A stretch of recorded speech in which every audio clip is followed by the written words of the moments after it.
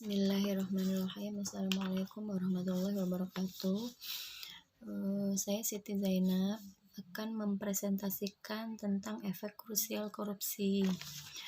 Praktek korupsi di Indonesia sudah menjadi peristiwa yang sangat mengkhawatirkan karena telah merambah ke seluruh aspek kehidupan, sejak mengurus akte kelahiran hingga mengurus akte kematian, dan hal ini telah lazim terjadi pada lembaga eksekutif, legislatif, dan yudikatif. Keadaan ini tidak hanya akan menghambat proses pembangunan, bahkan akan menyebabkan semakin terpuruknya perekonomian nasional. Kegagalan pemerintah dalam memberantas praktek korupsi akan semakin menurunnya kepercayaan terhadap pemerintah, baik yang dilakukan oleh masyarakat dalam negeri maupun pihak asing. Jika hal ini tidak segera ditanggulangi, maka cepat atau lambat akan sangat membahayakan kehidupan berbangsa dan bernegara bagi kita semua. Tindak pidana korupsi di Indonesia sudah meluas dalam masyarakat. Perkembangannya terus meningkat dari tahun ke tahun, baik dari jumlah kasus yang terjadi dan jumlah kerugian keuangan negara maupun dari segi kualitas tindak pidana yang dilakukan semakin sistematis serta lingkupnya yang memasuki seluruh aspek kehidupan masyarakat. Adapun bentuk pelanggaran-pelanggaran akibat dari tindakan korupsi yaitu pertama, pelanggaran hak-hak sosial dan ekonomi, yaitu tindak pidana korupsi yang meluas dan sistematis juga merupakan pelanggaran terhadap hak-hak sosial dan hak-hak ekonomi masyarakat. Karena itu, tindak pidana korupsi tidak lagi dapat digolongkan sebagai kejahatan biasa, melainkan telah menjadi suatu kejahatan yang luar biasa. Pelanggaran terhadap hak-hak ekonomi dan hak sosial masyarakat. Yang kedua, pelanggaran hak asasi manusia. Artinya, tindak pidana korupsi sudah merupakan pelanggaran terhadap hak asasi manusia, sebab praktek-praktek korupsi sudah sangat jelas telah merugikan kepentingan ekonomi dan sosial masyarakat, baik itu secara individu maupun secara kelompok. Tindak pidana korupsi adalah perbuatan yang melanggar hak ekonomi dan sosial masyarakat yang merupakan bagian dari hak asasi manusia. Permasalahan yang menjadi pokok persoalan yang mesti kita tanggulangi dalam hal korupsi. Ada dua masalah yang akan menjadi pokok persoalan yang mesti kita tanggulangi dalam hal ini, antara lain sebagai berikut. Yang pertama, komponen dan sistem hukum. Hal pertama yang dilakukan adalah membangun suatu pondasi sebagai dasar dari bangunan tersebut, atau dengan kata lain, mesti ada suatu landasan sebagai dasar acuan, suatu hal yang disepakati sebagai hal yang baik dan benar dalam realitas kehidupan, atau dapat disebut juga sebagai dasar hukum, yaitu aturan norma pranata. Di Indonesia dikenal Undang-Undang Dasar 1945 sebagai hukum dasar tertulis yang bersumber dari Pancasila, yang merupakan falsafah hidup bangsa Indonesia. Undang-Undang Dasar 1945 sebagai hukum dasarnya.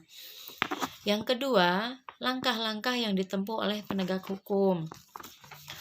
1. Mensosialisasikan lebih keras lagi tentang korupsi agar lebih menyadarkan lagi apa dampak negatif dari korupsi.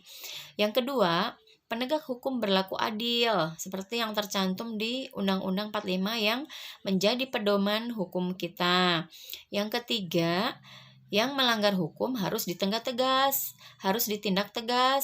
dan harus memberi efek jera agar sang pelaku tidak mengulangi perbuatan korupsi. Yang keempat, harus ada sanksi sosial,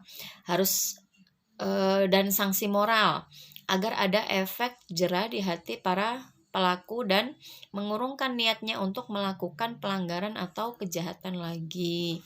Yang kelima, hukum di Indonesia harus mampu mengajarkan warga negaranya untuk mematuhi hukum melalui aparat penegak hukum yang berlaku jujur, yang berlaku adil dan terbuka kepada rakyat, agar rakyat merasa mempunyai hak yang sama untuk atas hukum. Yang keenam, ada keterbukaan hukum. Di Indonesia, masyarakat bisa menilai apakah hukum sudah dijalankan seperti semestinya di Indonesia kita ini. D. Tentang efek krusial perilaku korupsi. Berikut beberapa efek krusial akibat dari kegiatan korupsi yang sudah cukup akut melanda Indonesia saat ini. Antara lain, yang pertama, menghancurkan sistem perekonomian nasional. Korupsi memiliki berbagai efek penghancuran yang hebat. An enormous destruction effects terhadap orang miskin, dengan dua dampak yang saling bertaut satu sama lain. Pertama, dampak langsung yang dirasakan oleh orang miskin, yakni semakin mahalnya harga jasa berbagai pelayanan publik, rendahnya kualitas pelayanan, dan juga sering terjadinya pembatasan akses terhadap berbagai pelayanan vital seperti air, kesehatan, pendidikan, dan lain sebagainya. Kedua, dampak tidak langsung terhadap orang miskin, yakni pengalihan sumber daya milik publik untuk kepentingan pribadi dan kelompok yang seharusnya diperuntukkan guna kemajuan sektor sosial dan orang miskin melalui pembatasan pembangunan. Yang kedua, berdampak terhadap sosial. Korupsi tidak diragukan menyuburkan berbagai jenis kejahatan dalam masyarakat. Rasionalnya, ketika angka korupsi meningkat, maka angka kejahatan yang terjadi juga meningkat. Sebaliknya, ketika angka korupsi berhasil dikurangi, maka kepercayaan masyarakat terhadap penegak hukum atau disebut juga law enforcement juga meningkat. Jadi, bisa dikatakan mengurangi korupsi dapat juga secara tidak langsung mengurangi kejahatan lain dalam masyarakat. Yang ketiga, berdampak terhadap demokrasi. Jika korupsi merajalela, sudah pasti bisa dipastikan sendi-sendi di demokrasi akan terkikis. Yang keempat, menjatuhkan harga diri bangsa. Indonesia cukup terkenal dengan sistem birokrasi yang memiliki tingkat intensitas korupsi yang cukup tinggi.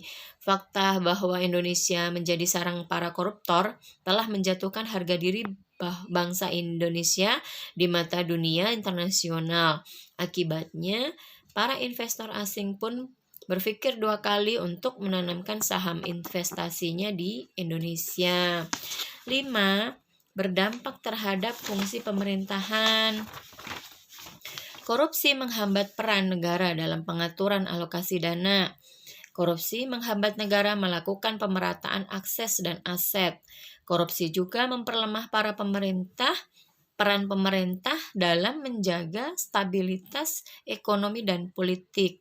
Dengan demikian, suatu pemerintahan yang terlanda wabah korupsi akan mengabaikan tuntutan pemerintahan yang layak. Keenam, berdampak terhadap akhlak dan moral. Praktik korupsi merajalela bakal melenyapkan pula unsur hormat dan trust atau kepercayaan masyarakat kepada pemerintahan.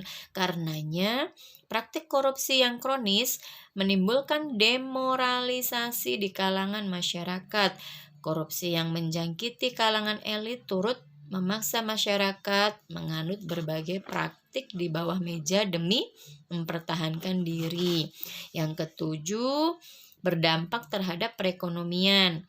Dampak korupsi terhadap perekonomian antara lain yang A. Korupsi mengurangi nilai investasi. Korupsi membuat sejumlah investor kurang percaya untuk menanamkan modalnya di Indonesia dan lebih memilih menginvestasikannya ke negara-negara yang lebih aman seperti Cina dan India. B. Korupsi mengurangi pengeluaran pada bidang pendidikan dan kesehatan. C. Akibat korupsi, pendapatan pemerintah akan terpangkas bahwa lebih dari 50%. D. Korupsi mengurangi pengeluaran untuk biaya operasi dan perawatan dari infrastruktur. Korupsi juga turut mengurangi anggaran pembiayaan untuk perawatan fasilitas umum. Korupsi menurunkan produktivitas dari investasi publik dan infrastruktural suatu negara. Korupsi menurunkan pendapatan pajak. Jadi, kesimpulannya, untuk mencetak generasi bersih, transparan, dan profesional dapat dilakukan dengan melalui pendidikan anti korupsi dan pemahaman mengenai definisi korupsi, jenis-jenis korupsi, dampak buruk korupsi, dan upaya-upaya yang dapat dilakukan untuk berperan serta dalam memberantas korupsi.